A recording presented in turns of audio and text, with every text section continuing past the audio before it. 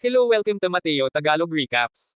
Nag-umpisa ang movie sa mag-asawa na sina Joy at Greg na papunta sa kanilang bagong bahay. Nang makita ni Joy ang isang lalaki sa daan na kumakaway, tinanong niya ang kanyang asawa kung kilala ba niya ito. Sinabi ng kanyang asawa na pala kaibigan lang ang mga tao sa lugar. Kalaunan, nakarating na sila sa kanilang bagong bahay at humanga si Joy sa ganda nito. Pinuri niya ang kanyang asawa para sa mahusay nitong pagpili ng bahay. Sinabi ni Greg na inayos na niya ang ilang kagamitan sa loob at dapat na niyang tignan ang loob habang kinukuha niya ang kanilang mga bagahe. Sa loob, tinignan ni Joy ang sala at kusina bago umupo sa sopa. Nang makapasok na ang kanyang asawa, hinayag ni Joy na sobra niyang nagustuhan ang kanilang bagong bahay. Habang naglalampungan ng mag-asawa, narinig nilang may nag-doorbell at nakilala nila ang bago nilang kapitbahay na sina Wilma, George, Keisha at Brandon na may dalang regalo para sa kanila. Nang tanungin ng grupo kung saan sila nakatira noon, sinabi ni Joy na mula sila sa LA. Pagkatapos, niyaya ni Greg na pumasok sa loob ang mga kapitbahay para makapag-usap ng saglit pero magalang na tumanggi si George dahil maaaring kailanganin nila ng oras para magayos at magpahinga. Makalipas ang ilang sandali, muling tumunog ang doorbell at nakilala ni Greg ang isa pa nilang kapitbahay na si Becky na humingi ng tawad dahil wala siyang regalo para sa kanila. Kalaunan, lumapit si Joy at nagpakilala kaya niyaya ni Becky ang mag-asawa na maghapunan minsan. Pagkaalis ni Becky, tinukso ni Joy si Greg dahil sobra ang ngiti nito habang nakikipag-usap sa magandang kapitbahay.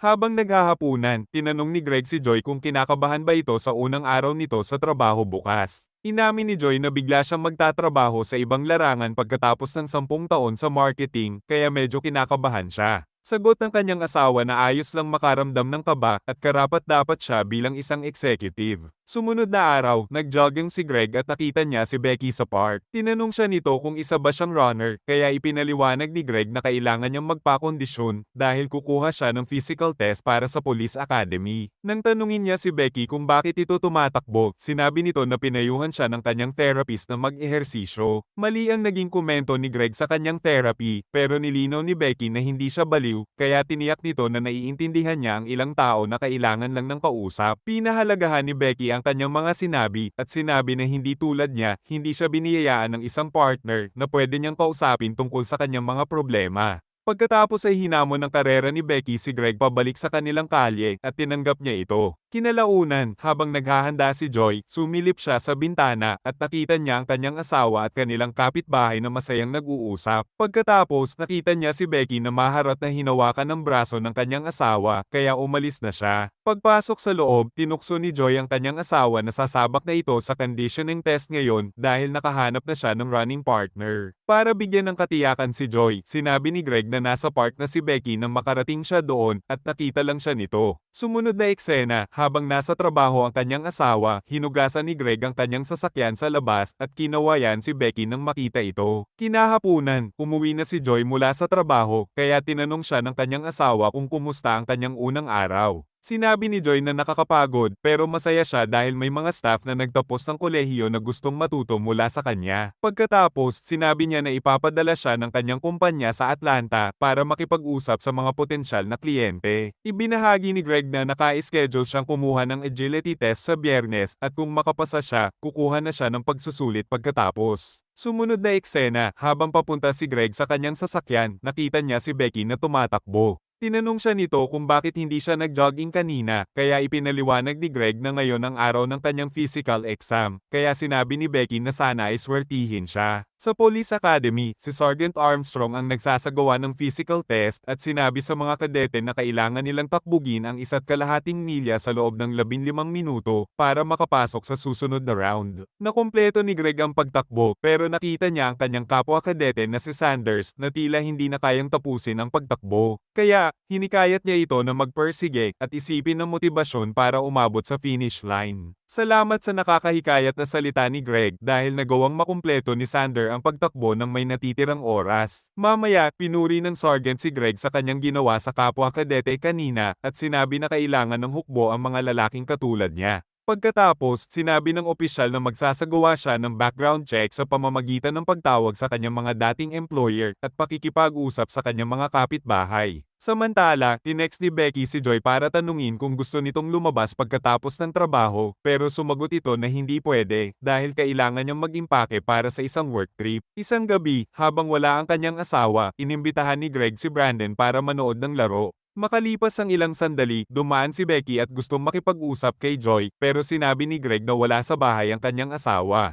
Pagkatapos, sinabi niya kay Becky na nakapasa siya sa kanyang fitness exam at sinabi na wala naman iyong duda. Pagbalik ni Greg sa loob, tinukso siya ni Brandon na pumunta ang kanilang kapitbahay para sa kanya, kahit na sinabi nito na hinahanap nito ang kanyang asawa. Sa pagkabahala, sinabi ni Greg na hindi niya gustong magkaroon ng mga problema sa pag-aasawa sa pamamagitan ng pag-aaliw sa mga kaisipang iyon. Tinanong ni Greg si Brandon kung gaano na nito katagal na kapitbahay si Becky at sagot nito na nauna lang sila ng 1 buwan sa kanya. Bigla, ibinahagi ni Brandon na sinubukan siyang harutin ni Becky ng 1 o 2 beses pero umiwas siya sa pamamagitan ng pagkilos ng masinsinan. Dagdag pa nito na nagulat siya dahil hindi pa ito gumagawa ng kilos kay Greg dahil alam niyang mahilig ito sa maitim na lalaki. Pagkatapos ng matagumpay na pakikipag-usap sa isang kliyente, ang masayang si Joy ay tinawagan ng kanyang asawa na nagtatabas ng damo. Nang tanungin niya kung ayos lang ba ito sa bahay, pansamantalang naabala si Greg sa pagkaway sa kanya ni Becky.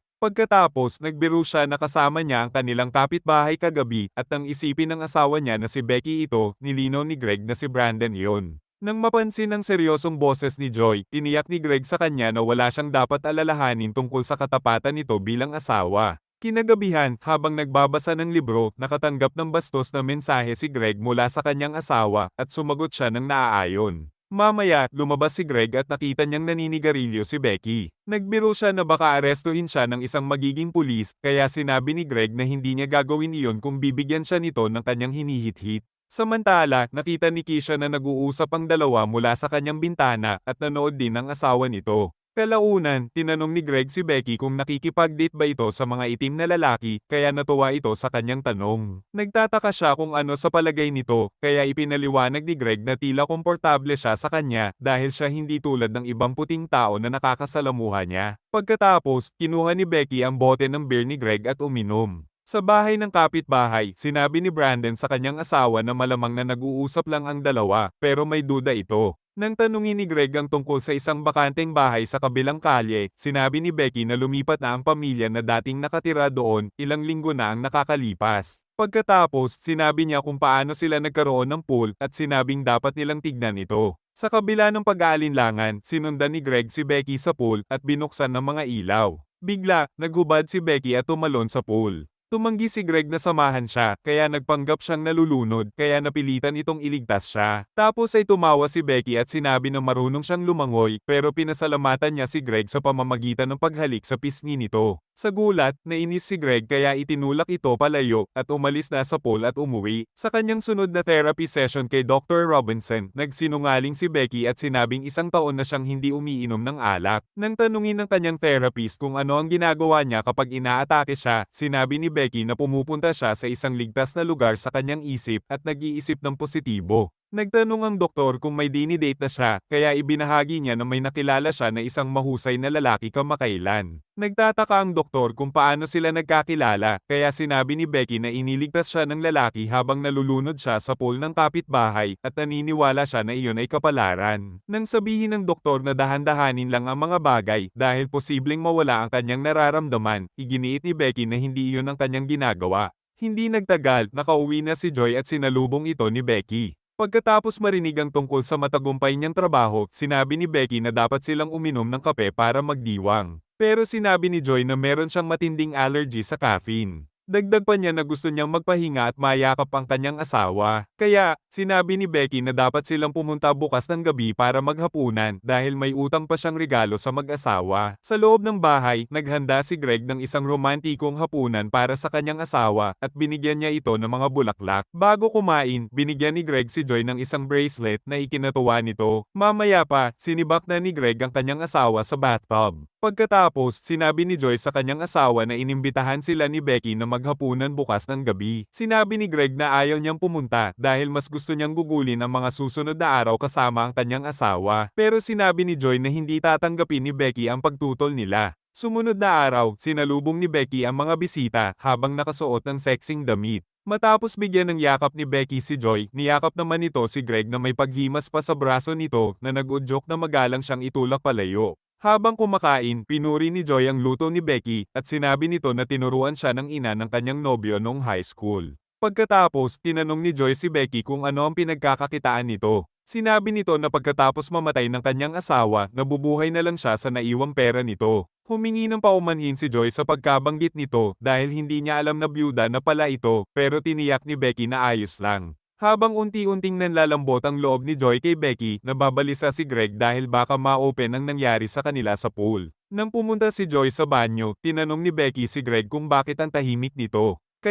Kaya, sinabi niya na naisip niyang maglayo sila pagkatapos ng nangyari sa pool. Sinabi ni Becky na ipagluluto niya ito ng hapunan at mangako na magkikita sila ng palihim. Sa inis, tumayo si Greg at sinabi na hindi niya sinasadya ang nangyari sa pool at idiniin na sobrang mahal niya ang kanyang asawa kaya hindi niya kayang pagtaksilan ito. Gayunpaman, si Becky ay may baluktot na bersyon ng mga kaganapan at sinabing hindi niya napigilan ang kanyang mga kamay habang nasa pool sila. Tapos biglang dumating si Joy mula sa banyo at nagpasalamat kay Becky para sa masarap na pagkain. Pagkaalis ng mag-asawa, inimahe ni Becky ang ginawa nila ni Greg sa pool. Nang gabing iyon, ang mag-asawa ay nagbardagulan sa kwarto. Sumunod na araw, nakita ni Greg na nagluluto si Becky sa kanilang kusina, kaya inutusan niya itong umalis na. Nang banggitin nito ang nangyari sa pool, ipinaliwanag ni Greg na isa iyong pagkakamali at humingi siya ng tawad dahil hinayaan niyang mangyari iyon. Pagkatapos, mahinahon niyang hiniling kay Becky na layuan na silang mag-asawa. Pero sinabi ni Becky na hindi niya iyon magagawa dahil naging matalik na silang magkaibigan ni Joy. Sa galit, hinawakan ni Greg ang braso ni Becky at hiniling na lumayo na siya. Tapos ay hinawakan ni Becky ang kanyang braso at padabog na lumabas ng bahay. Sumunod na session, itinala ng doktor kung paano ang kilos ni Becky ay lubhang iba sa kung gaano siya ka-optimisko noong huli silang nagkita. Iniisip ng doktor na kailangan nilang harapin ang kanyang trauma mula sa pag-abandona sa kanya ng kanyang mga magulang noong bata pa siya.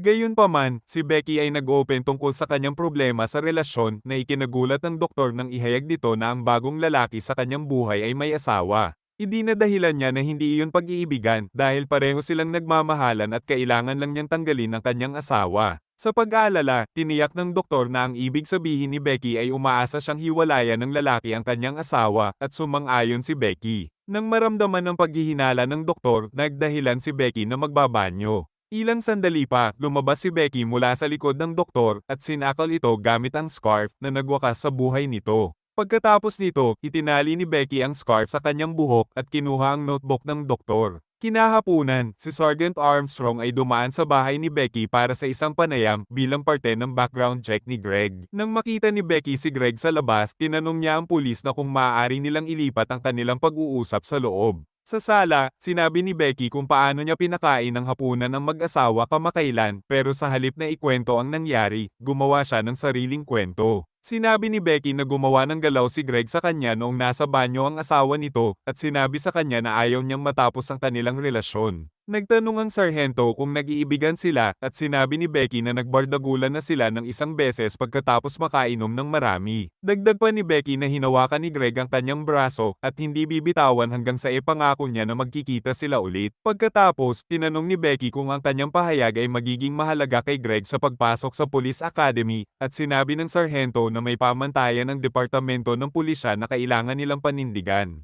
Kinalaunan, kumaway si Greg sa dumaan na sasakyan ng opisyal at pinanto ng sarhento na ang pagkakasalubong niya sa kanyang kapitbahay bilang may asawa ng lalaki ay hindi nagpapakita ng tamang paghatol na hinahanap ng departamento ng pulisya sa isang kandidato. Sinubukang magpaliwanag ni Greg pero nagbabala ang sarhento na kung sakaling ipatong niya muli ang kanyang kamay kay Becky, siya mismo ang aaresto sa kanya. Sumunod na araw, nakipag-usap si Becky kay Wilma na walang kabuluhang nagpapahiwatig na narinig nito ang mga kwento na nangyayari sa paligid. Sinabi ng matanda na si Greg at Joy ay mabubuting tao at ipinahayag na hindi niya gusto ang lahat ng drama na nangyayari sa komunidad mula nang lumipat si Becky. Kaya, sinabi ni Becky kay Wilma na isipin ang kanyang sarili kung ayaw niya na may mangyaring hindi maganda sa kanila ni George. Kinalaunan, kinumpronta ni Greg si Becky dahil sa sinabi nito sa sarhento. Sa una, sinabi nito na hindi niya alam ang sinasabi nito, pero nang sabihin ni Greg na ginugulo nito ang kanyang buhay, tiniyak ni Becky sa kanya na hindi siya magtatrabaho kapag magkasama na sila dahil marami siyang pera. Sa galit, tinawag niya itong baliw dahil sa pag-aakalang iiwan niya ang kanyang asawa. Tapos biglang dumating si Joy, kaya nagpanggap sila na normal lang ang kanilang pinag-uusapan. Bago umalis, sinabihan ni Greg si Becky na tigilan na siya nito dahil hindi na sila kailanman magsasama. Kinagabihan, pumasok si Becky sa bahay ng mag-asawa at naglagay ng isang tableta ng caffeine sa bote ng tubig ni Joy. Samantala, nakita ni Keisha ang kaina-hinalang babae na tumakbo palayo sa bahay ng kanilang kapitbahay, pero napansin siya ni Becky na sumisilip. Kinabukasan, nagkaroon ng allergy si Joy pagkatapos uminom mula sa kanyang bote ng tubig. Kinalaunan, dinala siya sa ospital at ipinaalam ng doktor kay Greg na ang mga pagsusuri sa lab ay nagkumpirma ng mataas na halaga ng caffeine sa sistema ng kanyang asawa. Sa pagkalito, sinabi ni Greg na sineseryoso ng kanyang asawa ang allergy nito at hinding-hindi siya magkakamaling makakain ng ganito. Kinagabihan, pumasok si Becky sa bahay ni Keisha at Brandon at pinasingaw ang kanilang talan. Kinabukasan, dumating ang mga otoridad sa labas ng bahay ng mag-asawa. Nang tanungin ni Greg sina Wilma at George kung ano ang nangyari, sinabi nila na ang kanilang kapitbahay ay namatay kagabi dahil sa pagkalason sa carbon monoxide. Pagkatapos marinig ang hindi magandang balita, nakita ni Greg si Becky na nagtago. Kinagabihan, sinagot ni Greg ang tawag mula kay Becky na nagsasabing naniniwala siyang nagmamahalan sila. Nang sumagot siya na mali ang tinawagan nito, nagbanta si Becky na sasaktan nito ang kanyang asawa kapag hindi niya ito iniwan. Habang natutulog ang mag-asawa, pumasok sa loob ng bahay si Becky at tumayo sa tabi ng kama. Kinabukasan, sinabi ni Greg sa kanyang asawa na magpahinga muna sa trabaho para makapag-relax sila at makapasyal sa bayan. Kinalaunan, nakita ni Becky ang mag-asawa na aalis, kaya pumasok sa bahay at naligo sa kanilang batya. Pagkatapos magpatuyo, isinuot niya ang isang damit ni Greg at humiga sa kama. Kinagabihan, nakauwi na ang mag-asawa at nakita nila na puno ng basura ang kanilang sala, kaya tumawag si Greg ng pulis. Pagkaalis ng mga pulis, sinabi ni Greg sa kanyang asawa na si Becky ang gumawa nito. Nang tanungin ng kanyang asawa kung bakit, sa wakas ay isiniwalat na niya ang nangyari habang wala siya. Inamin niyang naginuman sila at sinubukan siya nitong halikan. Gayunpaman, nahirapan si Joy na maniwala na walang ibang nangyari at pinayuhan siya na sabihin sa kanya ang lahat. Sa galit, pumunta si Joy sa bahay ng kapitbahay para harapin ito. Sa gulat nila, nakabukas ang pinto nito pero hindi gumagana ang mga ilaw.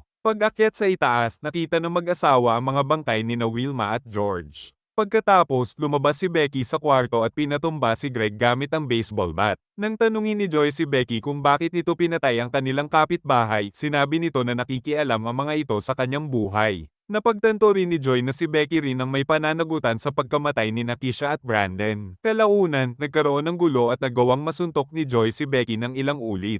Gayunpaman, napatumba siya ni Becky, pero nang hahampasin na niya ito, sinipa siya nito sa tiyan. Hinamon ni Joy si Becky ng mano-manong santukan at isang malakas na suntok ang nagpatumba kay Becky. Habang sinusubukan niyang sakalin si Becky, pinukpok siya nito ng plorera sa ulo. Nang malapit na siyang tapusin ni Becky, kumuha si Joy ng bubog at hiniwa ang binti nito. Nang mabitawan nito ang kanyang sandata, sinaksak ni Joy ang leeg nito na nagtapos sa kanyang buhay. Makalipas ang ilang sandali, sa wakas ay nagkamalay na si Greg at gumapang ito sa kanyang asawa at tiniyak na ayos lang ito. At dito nagtatapos ang movie. Thank you for watching.